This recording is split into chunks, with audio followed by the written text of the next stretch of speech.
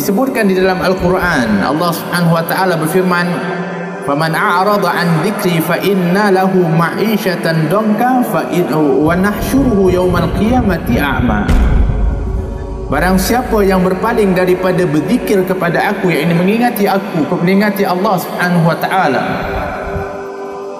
maka dia akan menjalani kehidupan yang sempit, akan disempitkan kehidupannya oleh Allah. Kenapa? Lupa kepada Allah Subhanahu wa taala, tak ingat kepada Allah. Maka apa yang dia akan dapat? Dia akan mendapatkan kehidupan yang sempit. Hari ini ada orang yang rumahnya besar, keretanya besar, kekayaannya banyak, tetapi dia merasa kehidupannya sempit. Kenapa? Kerana dia lupa kepada Allah Subhanahu wa taala. Wa man a'rada 'an dzikri fa inna lahu ma'isyatan danka. Allah mengatakan barang siapa yang berpaling daripada mengingati aku, yakni Allah Subhanahu wa taala, maka baginya kehidupan yang sempit. Wa nahsyuruhu yaumal qiyamati a'ma. Maka kami akan, yakni Allah Subhanahu wa taala mengatakan kami, yakni Allah akan mahsyarkan dia atau bangkitkan dia pada hari kiamat nanti dalam keadaan buta. Kemudian ayat disambungkan dengan orang yang dibangkitkan buta itu berkata kepada Allah, "Ya Allah, kenapa kau bangkitkan aku dalam keadaan buta, sedang ketika mana aku hidup dulu, aku ini celik dan melihat."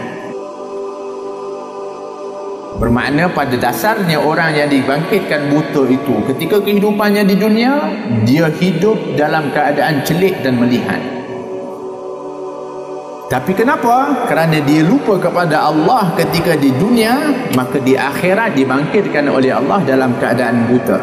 Bayangkan, bagi orang-orang yang melihat pada yaumul qiyamah pun, mereka tidak selamat lagi, dalam keadaan yang kelang kabut, dalam keadaan yang serabut, berbagai keadaan yang dirasai oleh orang-orang yang berkumpul di padang mahsyar.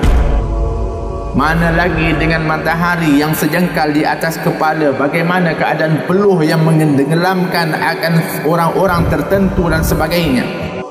Bayangkan kalau seorang itu dalam keadaan buta ketika dilahirkan, tercari-cari dan sebagainya, tertanya-tanya, tak dapat melihat, sudah tentu akan lebih kebingungan dan sebagainya. Maka dia bertanya kepada Allah, "Ya Allah, kenapa kami dibangkitkan buta, sedang ketika hidup di dunia dulu kami dalam keadaan celik?" Maka Allah mengatakan, kerana ketika dulu kamu di dunia, kamu lupa kepada Allah Subhanahu wa taala, maka pada hari ini, hari yang tidak terlupakan akan kelupaanmu kepada Allah Subhanahu wa taala. Bermakna yang namanya apa yang kita dapat pada kehidupan dunia ini belum tentu akan kekal.